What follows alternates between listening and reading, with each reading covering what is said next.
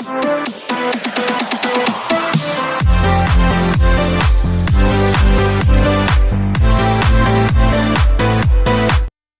যিশু সবাইকে। শান্তির স্বর্গ মিনিস্ট্রি ইউটিউব চ্যানেলে সবাইকে স্বাগতম। আজ আমরা একটি বিষয় নিয়ে আলোচনা করব। যারা ঈশ্বরের গান করে, মানুষের থেকে টাকা চায়, তাদের জন্য ঈশ্বরের ক্রোধ। ঈশ্বরের নামে সেবা, গান বা উপাসনা এটা একান্তই পবিত্র কাজ। কিন্তু যখন কেউ এটা করে নিজের লোভ বা আর্থিক লাভের জন্য, তখন তা পাপ এবং ঈশ্বরের চোখে ঘৃণিত। বাইবেল এই বিষয় খুব স্পষ্টভাবে সতর্ক করে দিয়েছে। পবিত্র জিনিসকে ব্যবসায় পরিণত করা যিশুর ক্রোধ। মথি 21:12-13 তখন যিশু মন্দিরে ঢুকে সেসব লোকদের বের করে দিলেন, যারা মন্দিরের মধ্যে বেচা কেনা করছিল। তিনি টেবিল উল্টে দিলেন, টাকা পরিবর্তনকারীদের এবং কবুতর বিক্রেতাদের আসনগুলি ফেলে দিলেন। তিনি তাদের বললেন, লেখা আছে, আমার ঘর প্রার্থনার ঘর বলা হবে, কিন্তু তোমরা একে চোরের আড্ডা বানিয়ে ফেলেছ।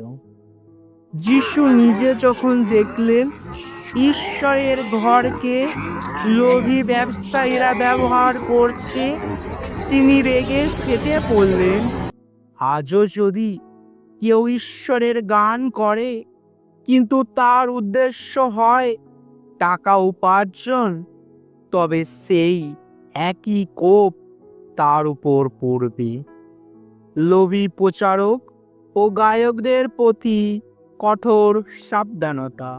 2 পিতর 2:1-3 তাদের মধ্যে মিথ্যা শিক্ষক উঠবে, যারা গোপনে ধ্বংসকারী মতবাদ প্রচার করবে।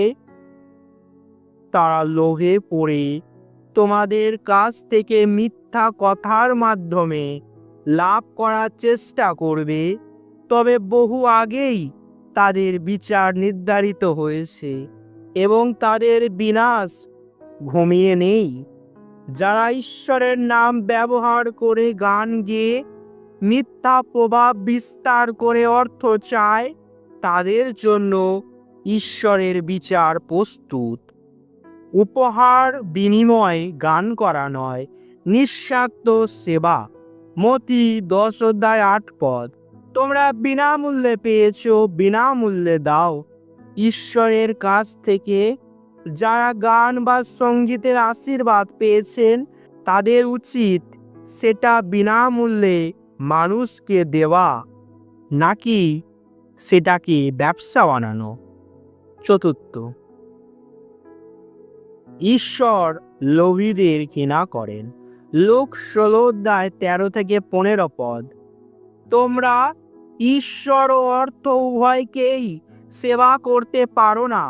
ঈশ্বর তোমাদের অন্তর জানেন, যা মানুষদের চোখে উচ্চ মর্যাদার, তা ঈশ্বরের দৃষ্টিতে ঘৃণার।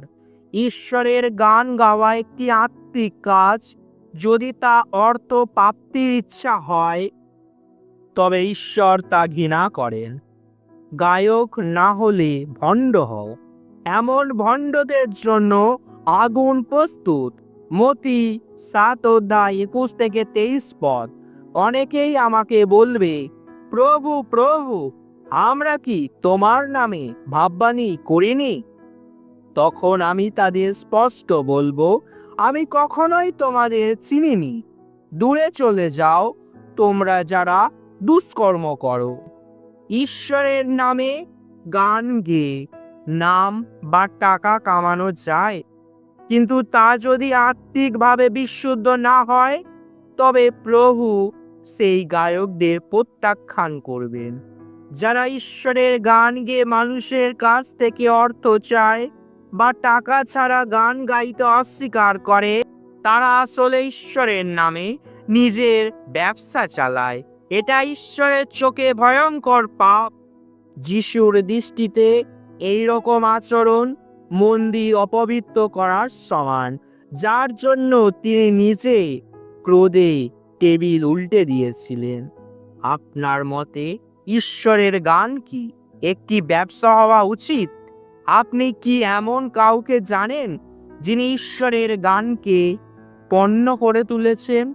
নিচে মতামত দিন।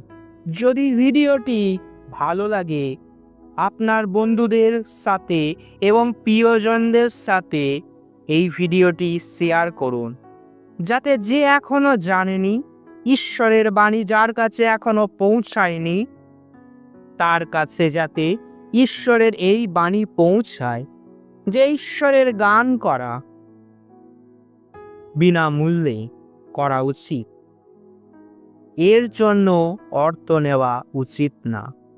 এই ভিডিওটি আপনি যদি শেয়ার করেন, ঈশ্বর আপনাকে আশীর্বাদ করবেন, কারণ ঈশ্বর তার বাক্যতে বলে, যাও সমুদয় জগতে সারা সৃষ্টির নিকটে সুসমাচার প্রচার করো।